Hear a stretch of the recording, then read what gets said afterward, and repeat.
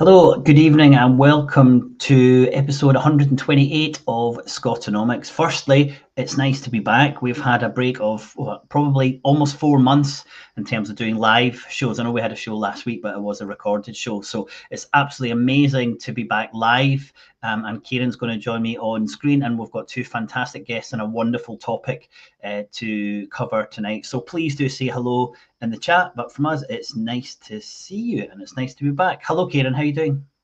Yeah, I'm good. Yes. So we've had a wee break, and that's good. And getting right back to it again. So these are wonderful guests you've arranged for tonight. It's not like we haven't been doing much over the last 4 months, but we've been prioritising some other things. But yeah, it is really nice to be back, and welcome to everyone who's joining us live. Now, the three of you I know have had really crazy, hectic days. Just today, just finishing at like 7 o'clock to join us. So we're going to try and be as condensed and as quick as we can, but we've got a huge topic that we're trying to challenge tonight, which is really, I suppose, talking about the gig economy, but also the kind of the wider world of work in Scotland. And I don't think we could have two better guests to cover that than who we've got this evening. Hello, Callan, how are you doing? Hi, good to see you. Good to be here. Fantastic. And Javier, how are you doing? I'm all right. Thank you, William. How are you? Yes. Very well. Well, I think the first thing to do, why don't I just ask you both to do a quick introduction to yourself? Callan, do you want to go first? Yep, I'm Callan Gallagher. I teach at St Andrews University in sort of economics and history, but I've for many years also been a union organizer in one capacity or another. In the last few years, increasingly in the gig economy as well, with an organization called the Workers Observatory, which we got going a few years ago too. So that's where I'm coming from. I'm also a historian of economics, so it's always informing my thinking too. So yeah. Fantastic. And Javier? Yeah, my name is Xavier Villares, or Xavier for locals. And so my background, I study economics, and then I specialize in specialization is in economic development and innovation, and also in festival and events management, because you need to diversify. And I've been living in Scotland for 8 years now, and I've been working with the observatory since we founded this back in 2019. And during my time here, I've been a community organizer, a community manager for quite a few years, and I've been working, with the observatory. I'm currently the secretary of the observatory, and I've been doing some project management around there. And that's me in a nutshell. Fantastic. And you're also a previous guest at the Scotonomics Festival in Dundee, which is where we met you. So it's nice to see you again.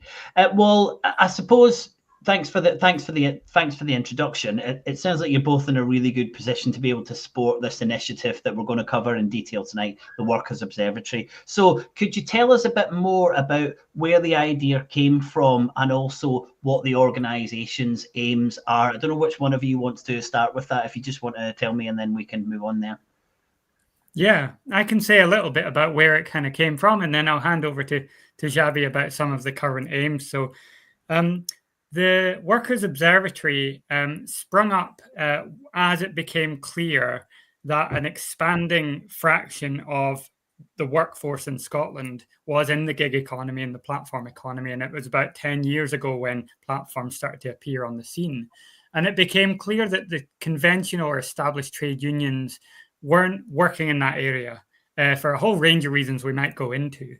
But there seemed to be a challenge basically around not just how to support workers to organize in this space, but even prior to that, how to gather the insights and the information and the knowledge that would enable that kind of process and initiative to move forward. So that's where the name comes from as well. This notion of observing and understanding as being absolutely fundamental to that bigger project of trying to build power in the gig economy was captured in that notion of the observatory, which was inspired a little bit, as our logo is, by the old observatory here in Edinburgh. So it's very much an Edinburgh-rooted project as well, playing a little bit with the idea, an old tradition on, I guess, trade union organising called workers inquiry, very much about equipping ourselves through inquiry to build power, and shifting that into a workplace where it's not one particular place, but it's right across the city. So I suppose that's some of the genesis of the Workers Observatory as an idea. And it was initially in my capacity as a union organizer that things got going a few years ago. So yeah, various things have happened then. But Xavi, do you want to say something a bit about what we're up to in terms of our current aims? Well, yeah. So right now, well, last year was really crazy year. We've been very busy. We developed an organization, an association of riders in the city. I think this was a really important line of work called Room, and we've been able to create a stable bridge to talk to different institutions about the issues around gig economy and around fair work and so on. How sometimes gig economy falls out of what it's supposed that matters in terms of fair work because of the way that the gig economy is structured and the lack of responsibility sometimes that the companies got toward their workers. So we've been establishing these bridges with different institutions, especially with the Edinburgh Council, and it's been great. We've been doing work in Edinburgh, but also in Dundee. And right now we are also in the middle of something we are really passionate about it, the Migrant Justice Edinburgh with Regenerative Future Funding, and we are working with another 2 organizations on this. Yeah, I mean, it's been quite a ride the last year, and especially the last year.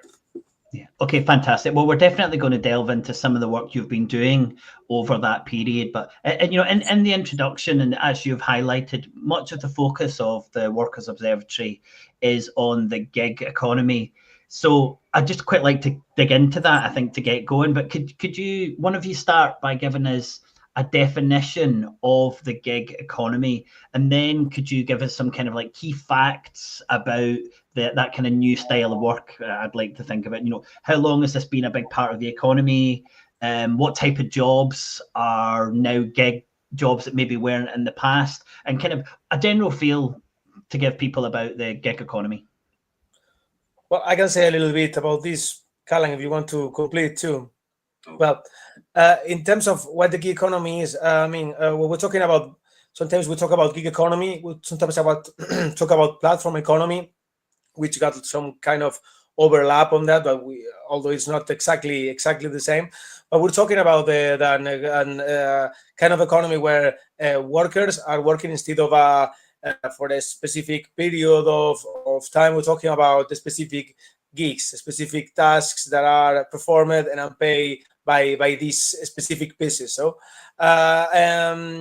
so about this is a really a big myriad of different kind of works that are these. I mean, we've been very focused on delivery workers and our work, also care work, but this is going. This is a broad range from people working online, doing all kind of specific tasks, to delivery workers and care workers, as I was saying. What types of jobs? As I say, it's a broad range. Callum, do you want to add anything here? Yeah, sure. There's one way. I mean, there's various ways to think about it. The classic ones that come to mind are ride hailing and food delivery, because they're the visible ones. So these are platform-based work, where if you're working on it, you've not got a 9-to-5 contract. You've not even got a 0 hours contract. You have a platform or an app that you log on to, and that's where you access the certain jobs that come up, and they'll offer you a rate, and you'll decide whether you take it or not. And that's the kind of classic case. But there's also a lot of online work as well, which is much less visible. But if you're doing work for the likes of TaskRabbit, there's websites, or Amazon Turk, the websites that will give you little bits of micro work, it's sometimes called. And you take them on and you do them in the time it takes with your skills you have. And you're paid again by the task rather than by the hour. And so that there's also care work. There's also all kinds of different sorts of gig work. Now, gig work itself is not a new thing. There's been gig work as long as there's been work, and there's great histories and stories of 18th century food delivery workers and all the rest of it. I think what's important, and Jabi did allude to this, is the platformization of gig. And the platformization of gig work involves the introduction of these new technological systems that companies can use to coordinate and extract this kind of work from workers on a mass scale. Sometimes they're called mediators between the worker and the customer and the service provider. So the platform sits and connects the restaurant, in this case, with the food delivery worker and the customer, and that platformization is part of the gig economy, but it's not the whole gig economy, as it were. Another way to think of this is therefore kind of technologically and historically, what are the kinds of new work that is sprung up in more recent years, and what are the kinds of work that have been around for so long that they're becoming quite embedded in the economy? Well, the latter kinds of work will tend to be more regulated. They might have more of an ordinary wage system. New forms of work, there's still a question about how they're taking form and the ways in which they're kind of structuring themselves in the economy. So it's a hard one to define in a nutshell, is basically the answer. But we definitely see the likes of food delivery as unambiguously frontiers in this kind of gig platform work, and that's why it's so important. We'll get into why, but I suppose that's a bit of an overview. Yeah, no, that is really helpful. Kieran, do you want to jump in now with anything? Yeah, so I have worked in this sector. I worked for a well-known gym chain, and that was an example of a hybrid where you're both employed and kind of not employed at the same time. And there's really there's no security really in any way. I've also worked in the restaurant trade as well for many years. And my question to you would be, thinking about these places, do you think the unions are in the right places? Because my impression is that they're actually not, and they're actually quite often in places where the work that they are involved in seeing the workers' rights about are actually quite safe jobs, like the civil service. I can go first on that one. I suppose there's unions, and unions would be my first thought. What is a union if it isn't workers coming together, discussing their conditions and deciding to do something about it?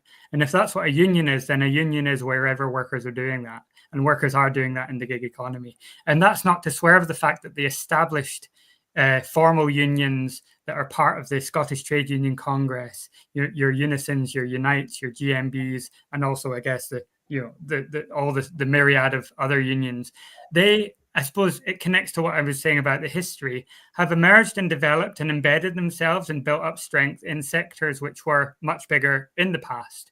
And they're always having to make judgments. Do we stay in these sectors or do we go into new sectors?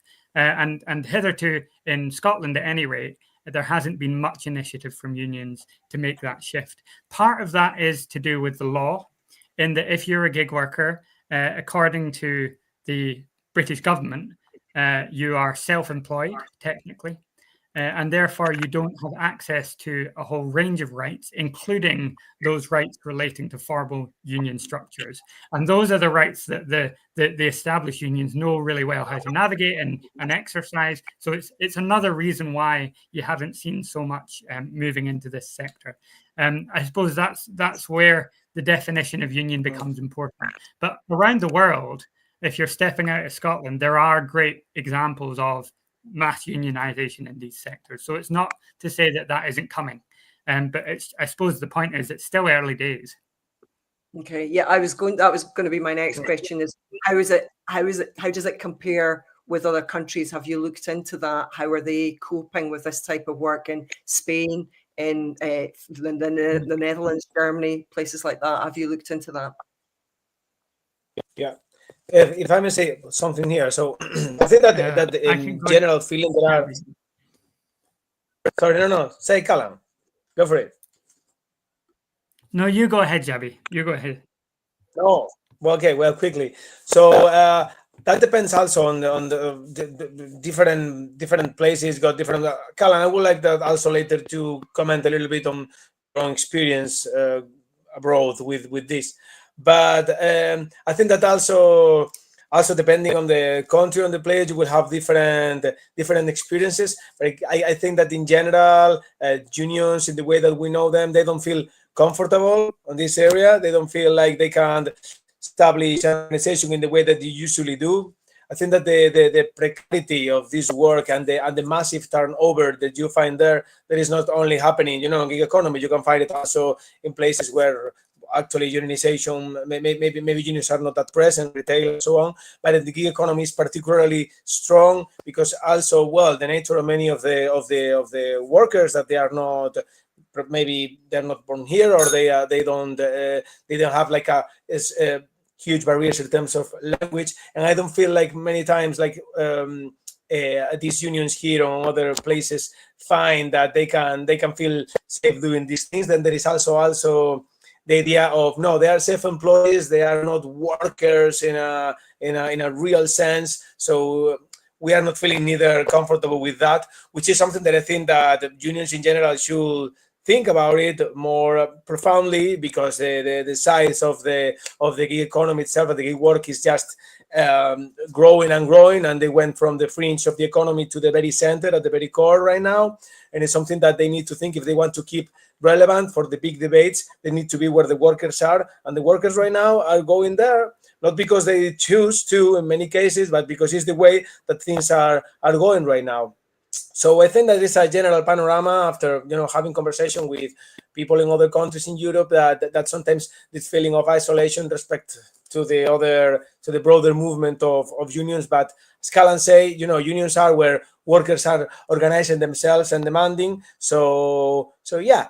This is just the very beginning. This has been around for just a few years, and real problems are starting right now. So you cannot ask, like for things being solved like that quick. But I've got a question from our audience, if that's okay. Any questions I'll put straight up onto the screen, as long as they don't completely ruin our flow. But this is a really good question related to unions. So Callan, maybe you want to answer this one. How could trade unions, as supposing, as you said, that they want to, how do they attract gig workers, or how do they get into the spaces where gig workers are? So again, I would probably come back to where I was before. What do you mean by trade unions? In the sense, if we're talking about the established trade unions, how could they get to where gig workers are? There's a range of things. One is that quite often the people who are doing gig work are from migrant communities and aren't necessarily involved in the kinds of communities and cultures that unions are already operating in. So I think there's always a work to be done as to figuring out how to involve and support people who aren't necessarily as familiar with the lay of the land in Scotland as unions might be. I think that there's also a question around the methods that unions are using and the intentions that they are going into organizing with.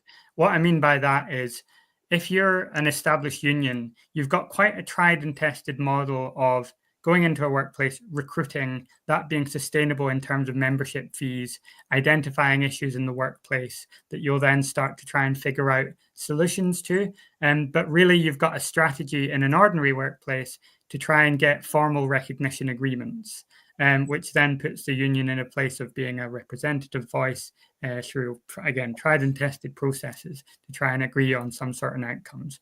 And that's all within that framework of the kind of 20th century paradigm of the way that workplaces are governed that just doesn't work, doesn't apply, isn't happening in the gig economy. So if you're thinking about how to move into that space, unions will have to recalibrate their purpose and their power base and their intentions away from those more technical processes towards thinking about what it is to build power in the gig economy and how it is that you can involve people and bring people to invest themselves in collective formations that don't necessarily follow those kind of paths. I think that's a completely new world, isn't it? Yeah, exactly. It's a very different environment. It's a very different set of technologies, and it's a very different set of methods. And it's one that so often goes invisible as well. It goes invisible partly because it's under the surface of what the government's concerned with. It's partly to do with the fact that quite often it is migrants or lower paid workers. And actually, it's partly because unions aren't speaking necessarily when they're talking to government about the experiences of those workers. So yeah, it's a challenging one. I'm going to move the conversation on because we've got lots to cover. I don't want to spend too much time on unions, but let's get into the details of it. And these gig workers, they don't, being devil's advocate here, they don't need unions. These are brilliant jobs in the gig economy. It allows workers to completely take control by supplying what they want rather than it being demanded by a boss. It offers flexibility, and for many people, it provides a great side hustle. So, what are we complaining about, you two? Isn't this great? Do you want to take those arguments on? Sure. May I say something there, maybe? So this is a very interesting approach because you can have people that got like a really different views on the same thing. No, I remember being at a certain committee on the Scottish Parliament not long ago, and someone there say, well, when some people are seeing exploitation, other people see opportunity. And I was like, okay, that's a way to put it, an angle. But the problem is that there are a lot of promises on that. Be your own boss, administrate your own time. Like this idea of finance freedom and also having a sense of control of your life, but at the end of the day, when you got data, and one of the big issues is also that we don't have that much data about what's happening in this sector, you see that people are doing several jobs and they remain precarious even below the line of poverty. These platforms also got a strategy. It's been around for more than 1 decade, and they started putting a completely different way to pay their workers. I'm talking right now about delivery because it's what we know very well. And they started with very competitive, not salaries, but the way that the wages that you were making at the end. Actually, at the beginning, they were paying per hour, instead of only per gig, which was a completely different way to understand work also. And then once they established, when they destroy the fabric and the city, they are not anymore like other companies that can do this. And after being supported by years and years by private equity and a lot of money from investors, then they start to drop that what they are paying to riders when it's completely full of riders all over the place, and they are still somehow enjoying this good image that it's not real. It's not what really is happening behind the curtains. I mean, not for everybody. As I say, if you go out with your bike a few hours a week to get some extra money and so on, that's great. But that's not what's happening. Our data reveals that most of our riders depend on the money that they are doing with the bikes, and that's not. And we're talking about people that are being paid as minimum thing is £2.90 per order, in some cases. So we're talking about £10 an hour sometimes, and some people that are on the streets the whole day, and they can do sometimes £30, £40 the whole day after being out until super late.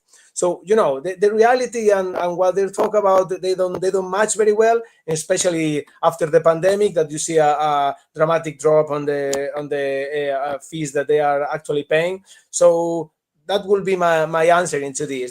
People are being like brought to this part of the economy with promises, and then the reality is not exactly what you're expecting. Brilliant. And Callan, anything to add? I think that it's just important to underline that figure that Xabi said, that way more than half of the people in the gig economy aren't doing it as a side anything. This is your job. This is what you're getting your income from. This is where, if you go out in the morning, then what you can get that day, that's what you'll have, to live on. And that's why people aren't so much working by the hours anymore, but you'll go out with the target figure. And that could mean that you have to be out for many, many hours, 16, 17, 18 hours. If you're out for 16, 17, 18 hours, and that's becoming embedded in the economy as a cohort of the labor force, People are exhausted. The street is your workplace. It's a lonely job. Like, these conditions can't be kind of put to one side and said, well, you're opting into it. It's that would, it's a part of the labor market, in which people are finding they have to work in order to earn a living. And I think that, leaving aside the question whether anybody really wants to and choose to do this kind of work or any kind of work, I think it's quite clear that the conditions in this sector should be making us seriously think about what sort of economy is emerging, in which this kind of work can become standardized. I think that is such an important point about the condition of work, because we often think about the individual tasks and maybe not being something that you would want to do for a job, but it's the conditions which these are done in. Certainly with delivery, the inherent danger of being on the road, being in a hurry, knowing that you get paid more the quicker you could do it. I saw something today about courier riders in London, and they were expected to have a serious accident every 18 months. And that was just built into the system. But the thing about courier riders, if you've ever met a courier rider, they're absolutely mental. They're like adrenaline junkies who've got those types of jobs, kind of partly for the danger. But that doesn't cross over at all to the type of people who are doing the delivery jobs in our cities. So thanks for that answer. I've got another one for you, another question in terms of another big thing that comes from this kind of neoliberal, neoclassical understanding, this point of view around individuals. And this type of work, this unleashes the untrapped entrepreneur that's in every single one of us. We all want this potential to go out and work as hard as we can and be our own boss. This is kind of starting to get into a little bit of the evidence that you've collected. But I suppose in general, what do you feel about this inherent nature that's in us to want these types of jobs and to live this type of life, the life of an entrepreneur?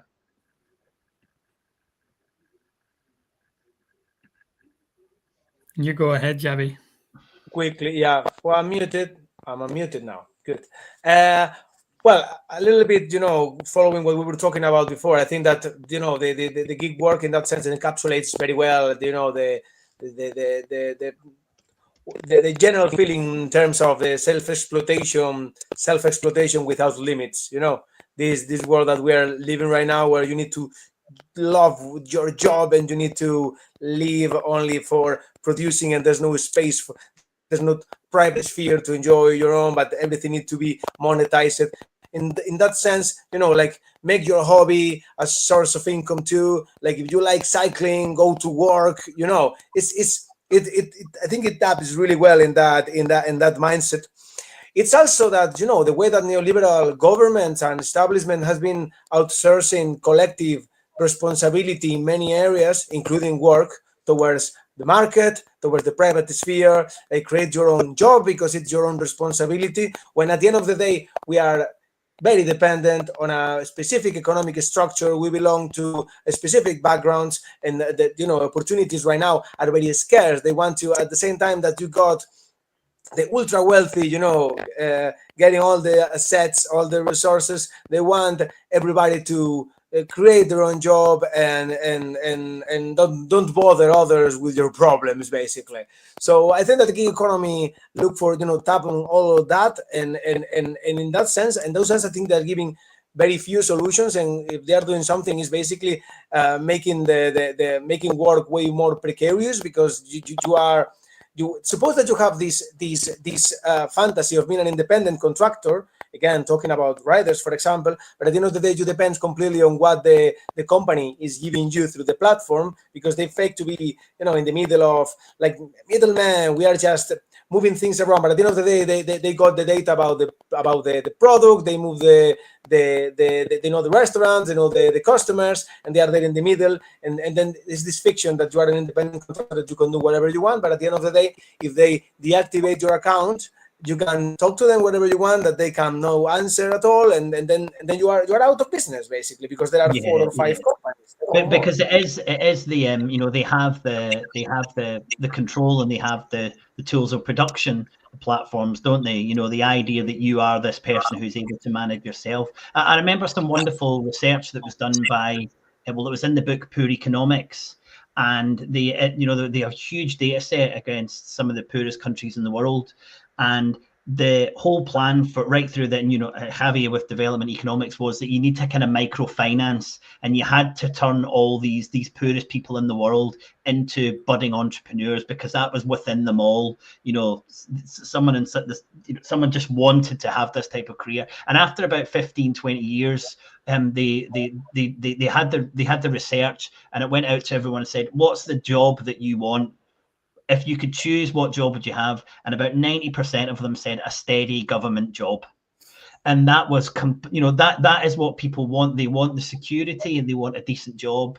The vast majority, and the idea that we are all these kind of hidden entrepreneurs, is something that's severely lacking in evidence. And Callie, when I saw you last weekend speaking in Edinburgh, you mentioned how the gig economy, a lot of people think of them as precarious workers, and you explained where that word, the kind of history of that word comes from. And I thought it was a fascinating kind of introduction into the type of jobs that people do. So the gig economy is precarious. What did you think? What did you think it means when people say that?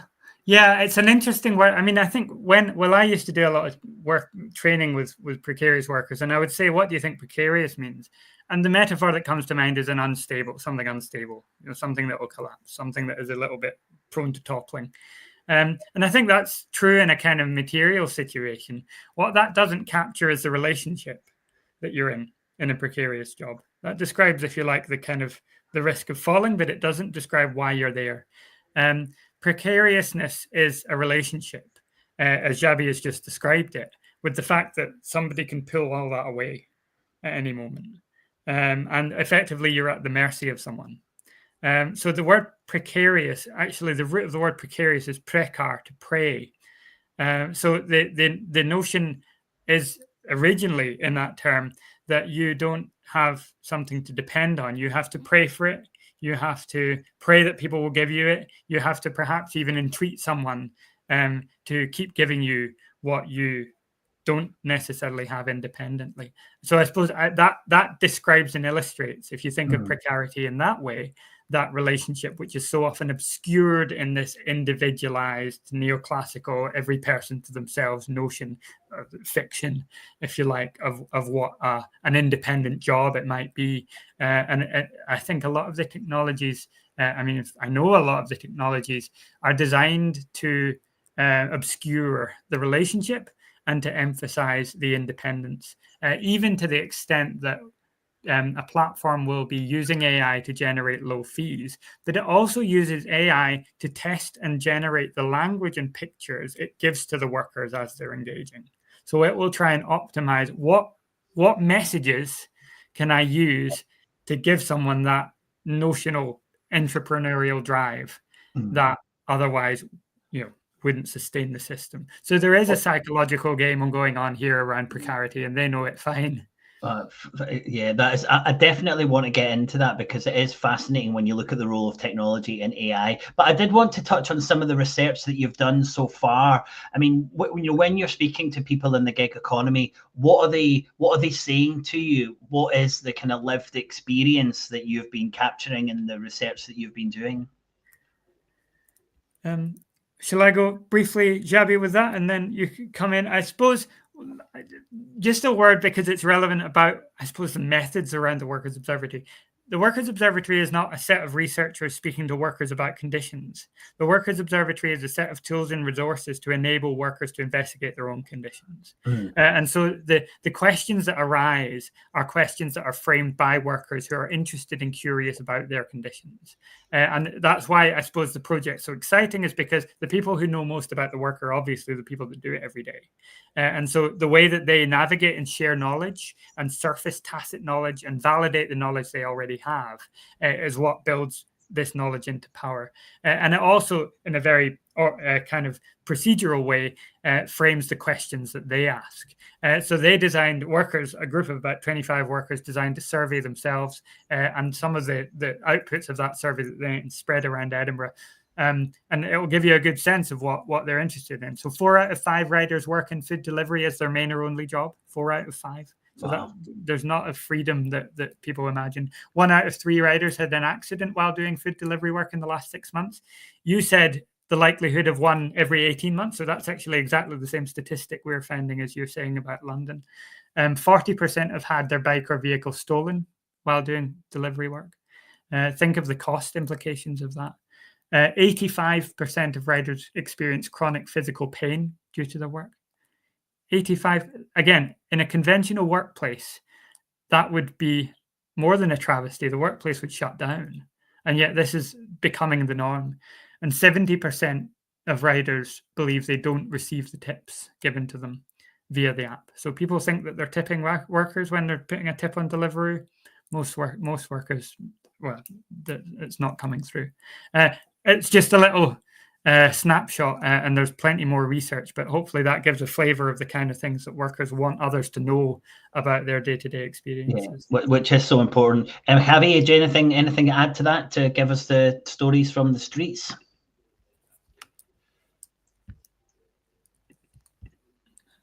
Factors there, and think that shows the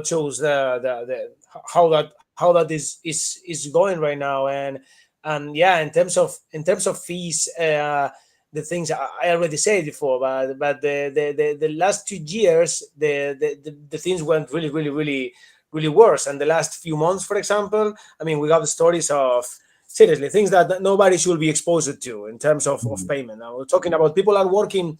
So Deliveroo used to stop the service at around midnight. Midnight to 1, things got like really slow, and then until 7 the next day, that was it. But now you see riders at 3, at 4 in the morning. They're still working there, because our people are not going out for a number of hours. They're going out to hit a target. So I need 50 pounds today. I'm not gonna go home until I got 50 pounds. So it's gonna be 12, 1, 2, and then because of the way that the whole thing is developing through code research, we've been going through this.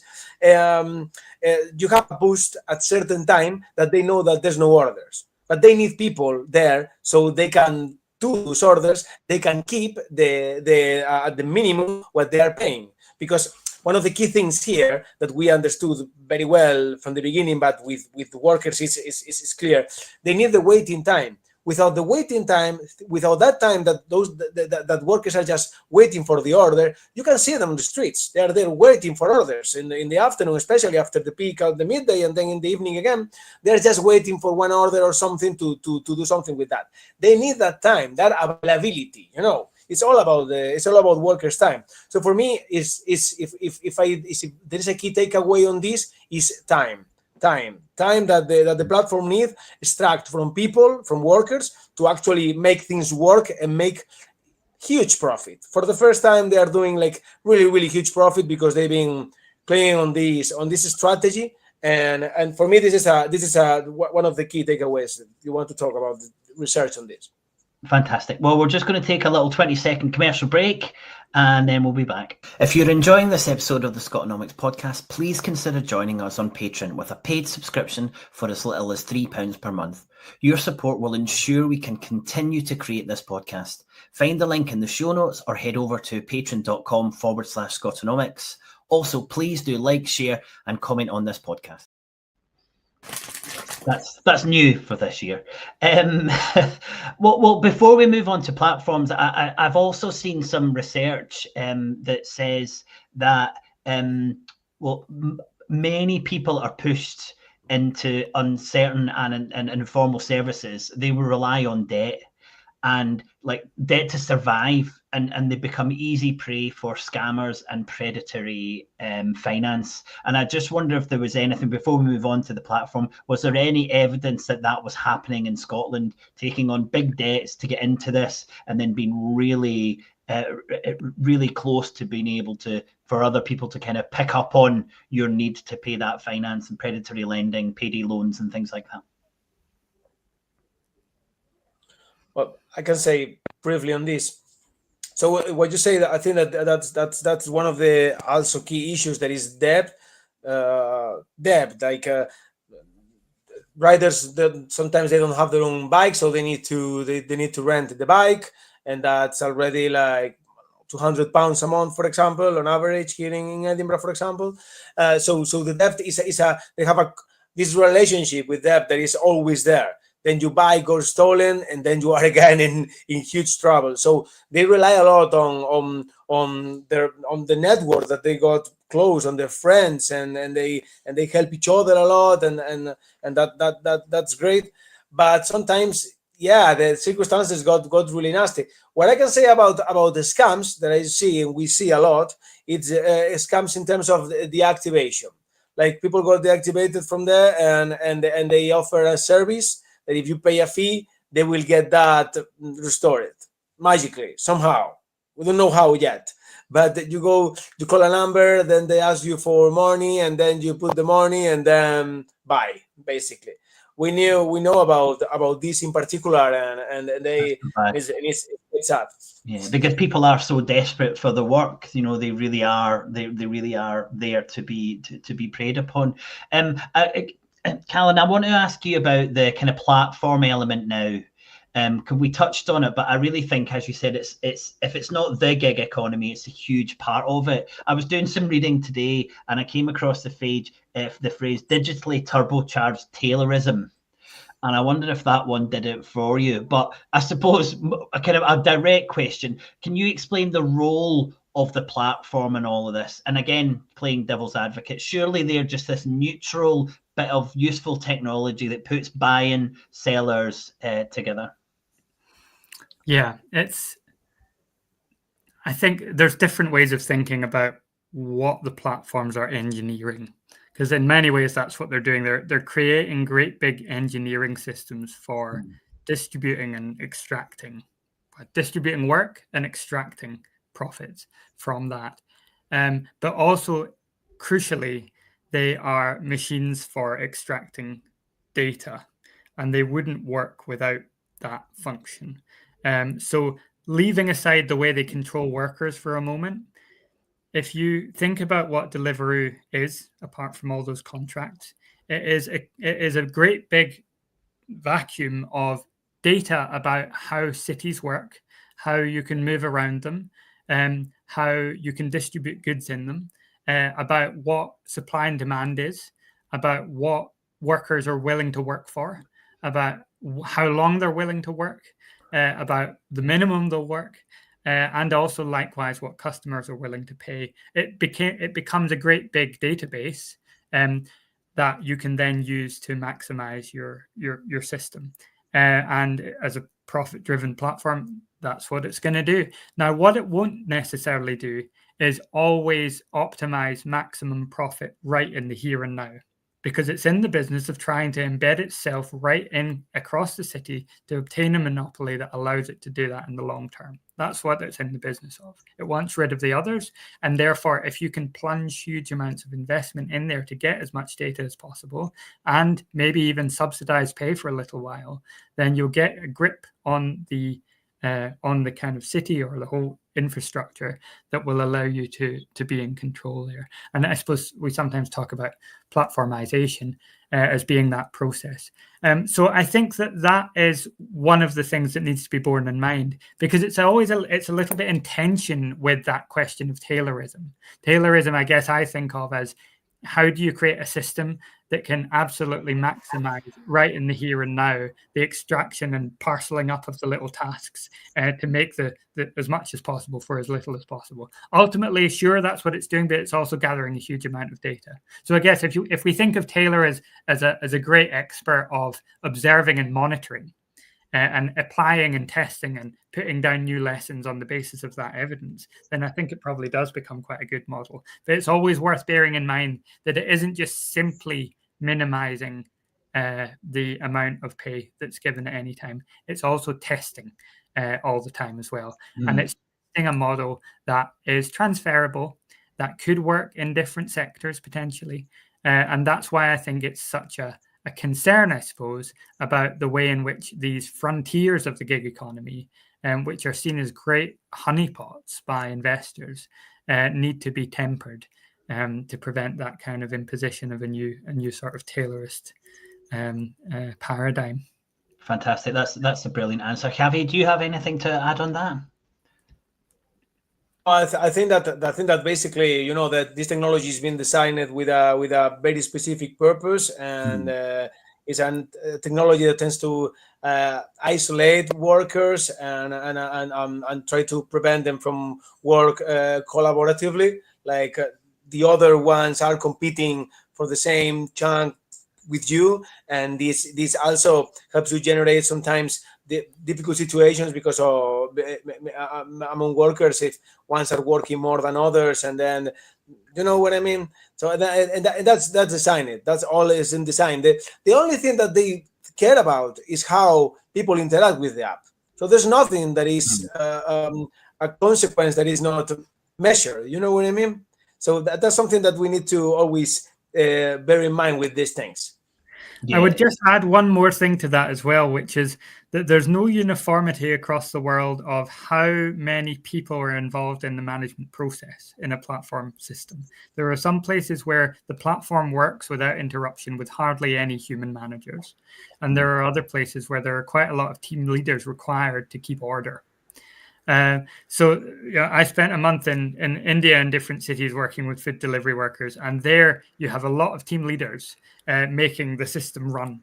And I think that points to something that I guess I'm always thinking about too, is what is the human dimension amongst workers that pushes against that kind of fragmentation. And I suppose that's always part of the considerations of a manager, and it's obviously always part of a consideration of an organizer too. Yeah, absolutely. Karen, have you got a question? Yeah, I mean that I would imagine that, I hadn't really thought about that. I mean, obviously, a lot of things that we do provide data for the companies that are involved. I hadn't really thought about it in terms of delivery. It's not a service that I use at all, really. I think a lot of people would be alarmed if they understood that. I think they would be alarmed if they understood that the tips that they think they're giving are not going to the rider.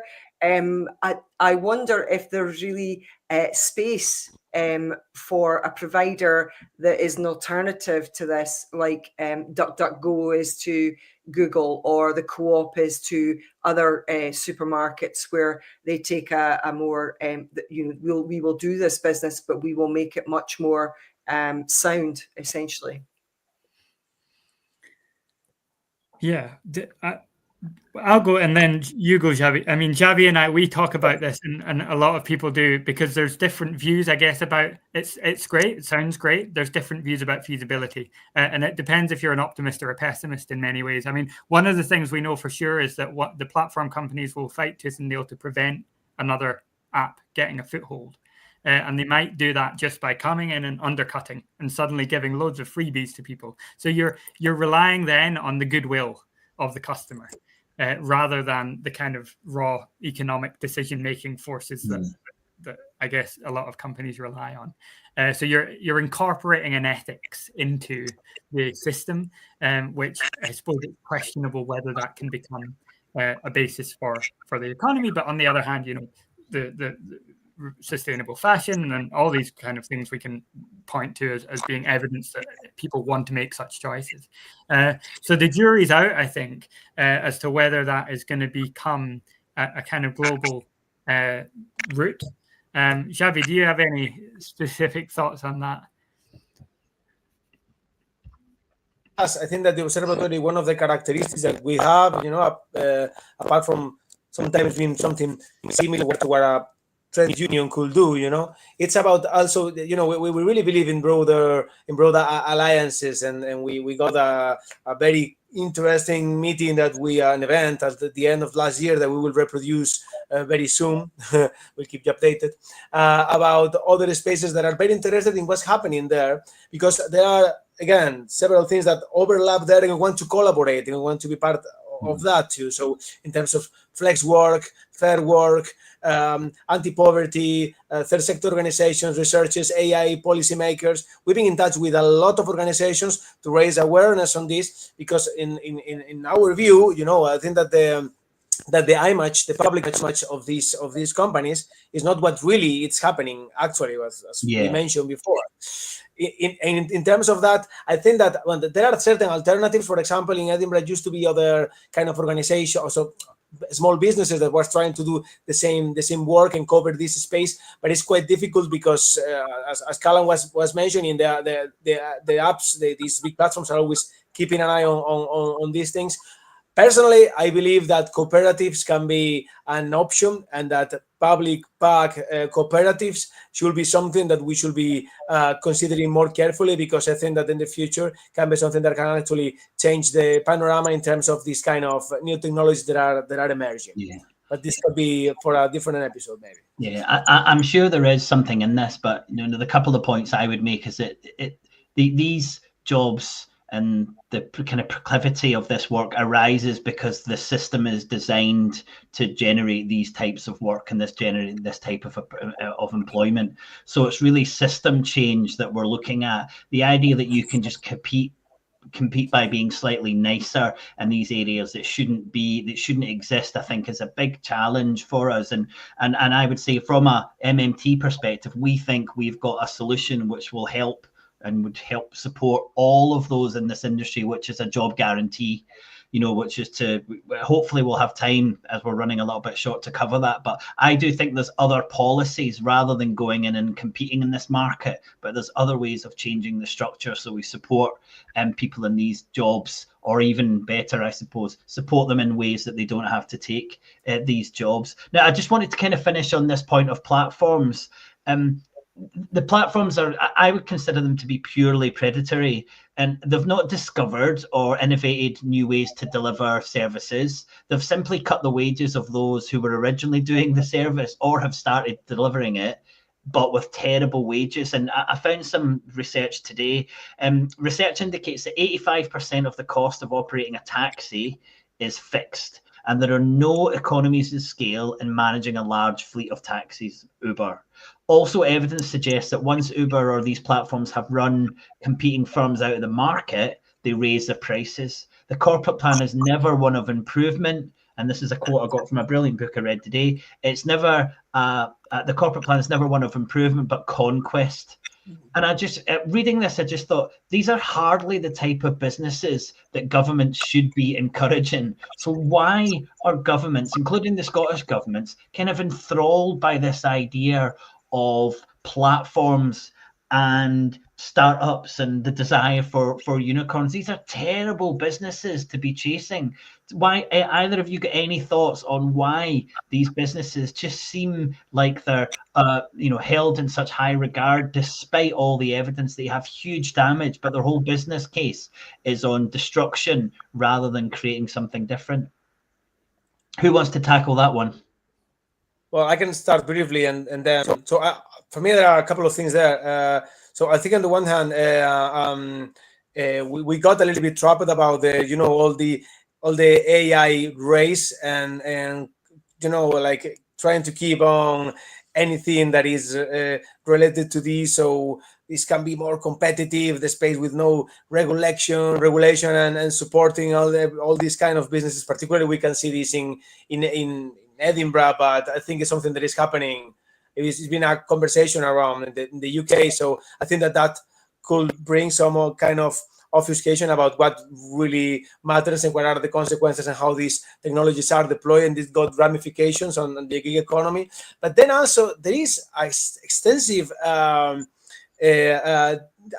tradition, was 10 years, well, not tradition, but of lobbying on this. And there are actually really good articles of this, on investigation on, you actually can find a good number of advisors from the Cameron era all the way to Starmer, who have been jumping between governments and big platforms, and particularly Uber and Deliveroo. So and they've been trying to make this work and in that sense, and they have put a lot of money and effort to allow them to do all this. I think that Callum have something interesting to say about this.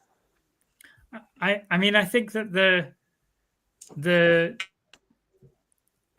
what's interesting about the government relation to these is it doesn't seem to be too concerned to bring them into the current systems of employment rules, employment law. And the big debate at European level is, I guess, whether to try and align them within employment law standards or whether to regard them as the new system of the organization and of work. And I think that to step back from the good or bad for a moment, I guess there will be some who would say the 20th century structuring of work in certain number of hours in a day, producing quite often on site in an industrial setting that was then transposed into service sector and into other sectors. It all has a history. There's no set form of work that we have a kind of universal, global, timeless norm and deviations from those norms. And so I think the debate is in some ways is helpfully seen as about whether people regard these technologies as generating and indicating a major shift into new forms of work and new ways of organizing work. And then we need to figure out how we deal with them, versus those who say that we need to align and kind of bring these different forms of work into the structures of the 20th century kind of movements. So I think that it's just pulling that argument apart about, I suppose, about the technological developments that capital is able to use to control labor can't necessarily be kind of put back in the box by at least any of the states that we have here.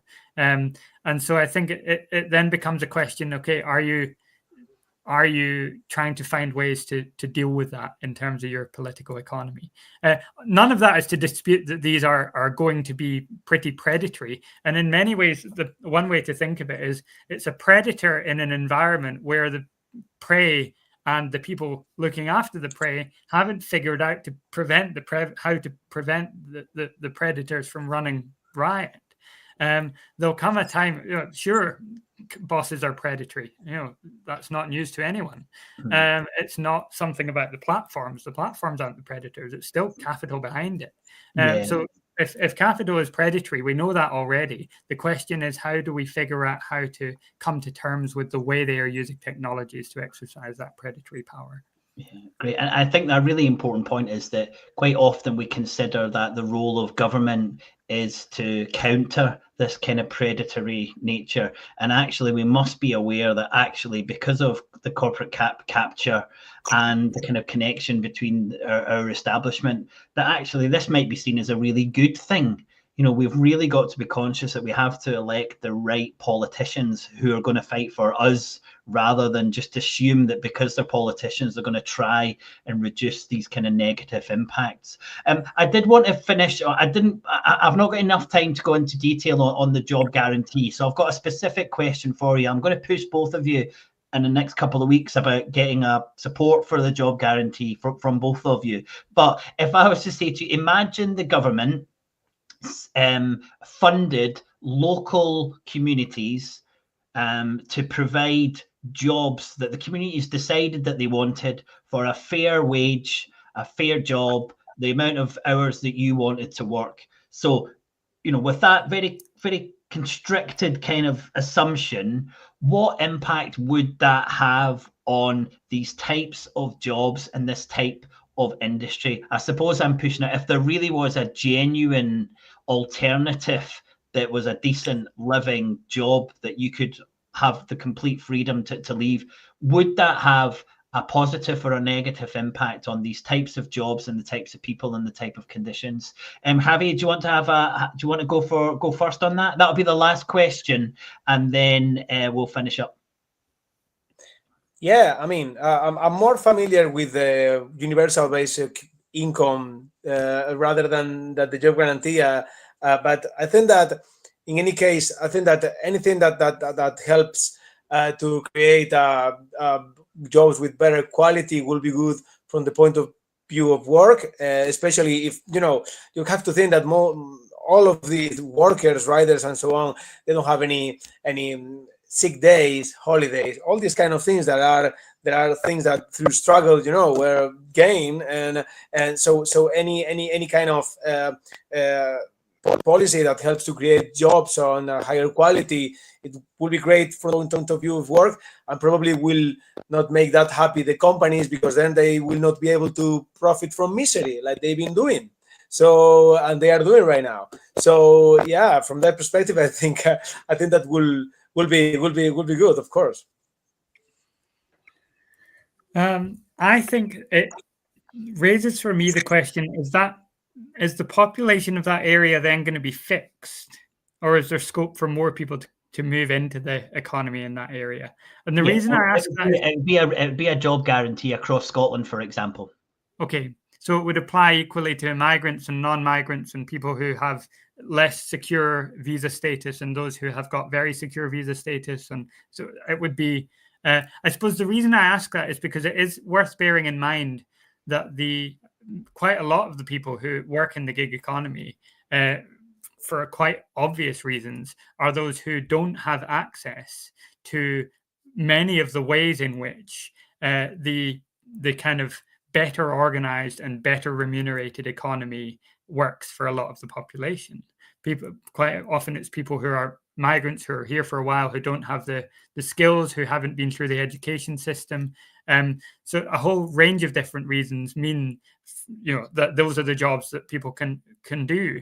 And I think that is, it's an issue that absolutely we need to be always mindful of, in the sense of developing labour market policies.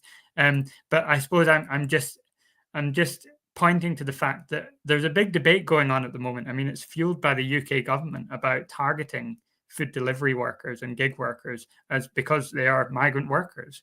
And I think that if we talk about the job guarantee in a way that is fully inclusive of and makes clear that this is about providing work for absolutely everybody, whoever you are, then that sounds great. I'm just always a little bit nervous about work schemes and job schemes that might have blind spots, because those blind spots are quite often the places where the gig economy will come in, and the conditions will be poor. But sure, if we can develop a system of jobs for absolutely everyone, then I think that probably would cause some trouble for these platforms. Yes, which would certainly be part of the of the objective is, to try and weed out the terrible employers out of your system, and obviously having a position where anyone could leave a job knowing that they had a safe, secure job with dignity would put huge pressure. I would be surprised if any of these platforms could in any way be profitable if there was an alternative. And these platforms have only arisen because there is no decent alternative to this type of work. And as you said, a big part of that is migrant labour as well. If I might just, my caveat in all this is that the good conditions of work historically haven't been a gift of the state. They tend to have been won by workers. And so I'm always kind of thinking in terms of how that power will be won by workers coming together and demanding it. I can see, however, that the policies can make a difference here. But I think that that's always about thinking where the power relations are too. Absolutely. As always, we know that it's as much about power as it is about anything else. Guys, thank you so much for joining us this evening. And Kieran, as I said at the start, I knew you were all super busy today. I've had a wonderful hour finding out more about that. I know our audience have as well. So thank you very much, guys. I'll see you soon. And we'll be back in a couple of weeks with another show. Thanks for joining us, and we'll see you soon. And I'm going to leave you with that little advert again. Bye for now. If you're enjoying this episode of the Scotonomics podcast, please consider joining us on Patreon with a paid subscription for as little as £3 per month. Your support will ensure we can continue to create this podcast. Find the link in the show notes or head over to patreon.com/Scotonomics. Also, please do like, share, and comment on this podcast.